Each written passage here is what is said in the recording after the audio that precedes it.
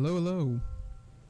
I honestly choose Godwillow's Grove portal just because I know it's a portal that people normally don't like and don't play very often, and I always choose it. So I always feel like I have a slight advantage when I pick it. And the other portals I just really hate. The Sump is really boring, and Rupture, who knows what you're going to get, so I always just go with Godwillow's Grove. I know a lot of players don't like this at all because they don't really know how to build their comps, and this is why they need to practice it more often. So with my starting items, I'm thinking I want to go something AP based, just based off the cloak and the tier. You have 50 seconds to make a decision on your first augment. I normally like to scout around and see what everybody else is choosing before I make my decision. I don't really have a good angle to go Gunner from this spot. I don't know what the mod is for Zon, so I'm going to skip over Gunner for this one. I've tried You Have My Sword and You Have My Bow quite a bit of times, and I feel like they just don't add a ton of value besides getting the component most of the time. And once Sleight of Hand showed up, it was easy choice to choose Pumping Up to. So at the start of stage 2 here, I really don't know where I want to go from here. I'm thinking maybe a Zed, Cat, Darius sort of angle, but I'm not quite sure. Always make sure to see what the first Zon mod is. The first Zon mod here is Unstable Chem Tank. I don't have an Echo, and I'm not looking to go an Urgot angle at this time, but it was just good for me to check what the mod was, just in case I do need to switch over to Zon later.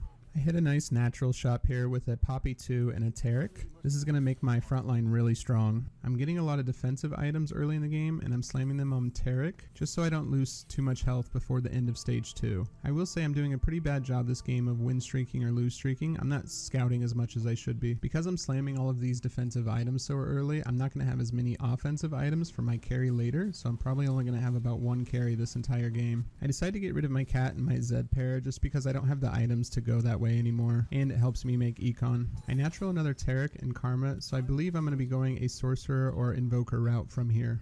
After getting the Cloak and Tier from Krugs, I knew I was going for sure an AP angle. I then got a Teemo as well. This was honestly a bit of a tough choice for me. Transfusion wasn't an option at all. I don't really care for Tiniest Titan as well. I really liked the idea of just full sending it with Karma. I don't think I've ever slammed a Chalice that fast this set. This is probably the second or third time that I've done Chalice. At this point going into stage 3, I have a pretty strong front line. A Taric 2 would help a lot, but this Karma should be able to do a ton of damage. And what do you know, next natural I hit is Taric 2. This is going to make my front line really strong. I decided to switch the Cassiopeia for the Sonya because I feel like I need a little bit more damage in my back line. I grabbed the sword from this carousel because I'm looking to put a Gunblade on Karma here soon. I've had a lot of good naturals this game, and J4 definitely helps from this position. Basically what I'm going to do the rest of the game is just play Protect the President, and Karma's the President. Another really good natural with a Swain, a Sonya, and a Karma. Not great items from the Wolves.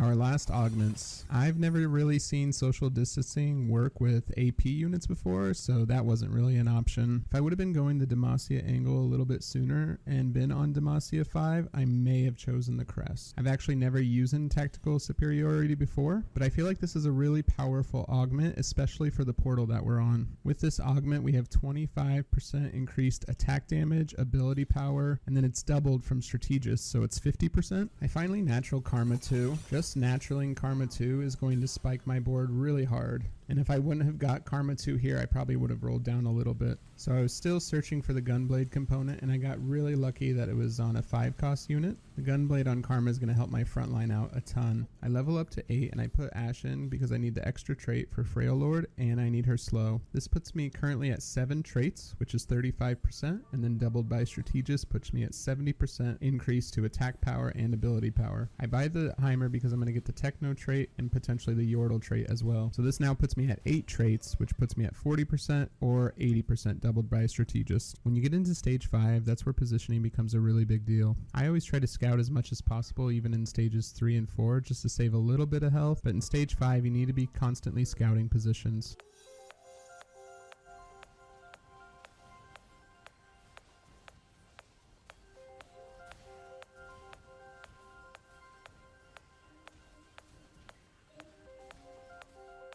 Karma's still doing the most damage on my board, so I'm still playing Protect the President. If there's not an item on the stage 5 carousel that spikes your board super hard, like a really good offensive weapon or a trait, then Zephyr should always be almost the pick. Especially if you're playing in those lower ranks, no one's scouting, so you can pretty much Zephyr any unit that you want. So I have Teemo on the left and Heimer on the right. They both have open slots for Zephyr. I'll see where the carry of my next opponent is and then place the Zephyr there. In this case, I think the Azir is the stronger unit on the board, so I want to Zephyr the Azir so it it doesn't spike and just go out of control. I don't think Akshan at this time is going to do much to me.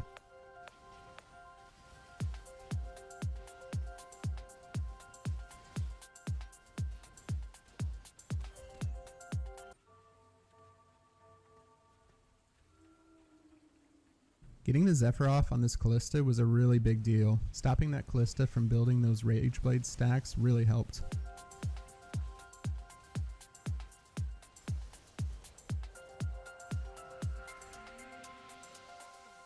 From the stage 5 completed component anvil, I'm thinking to myself, let's just keep this Chalice of Power thing rolling. It's stage 6, 5 of us are still alive, I have a lot of gold. I'm thinking I'm going to go 9 just so I can put in another 5 cost and get another trait.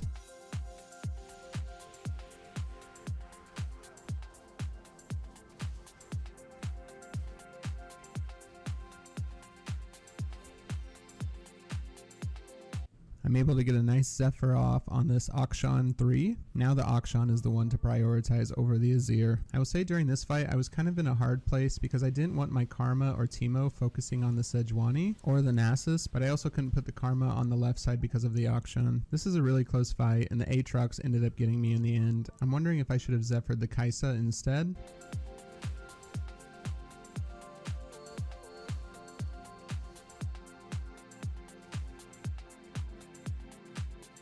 But at this point I'm thinking it's either a second or third because I've lost to both players. I get the Rageblade for the Heimer so that the Heimer and the turret can attack faster. I put the Ryze in just for the extra trait, so I'm at 45% and then 90% from Strategist.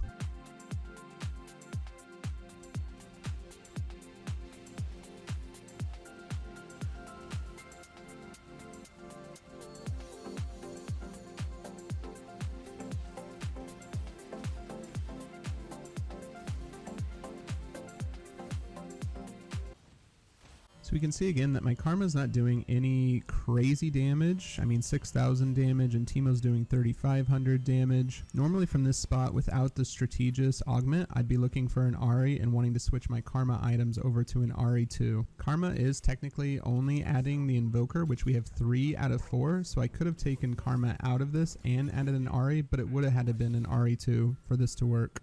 We hit Heimer 2, we're able to Zephyr the Akshan, and then J4 is able to pounce on the Akshan twice, and we win the game.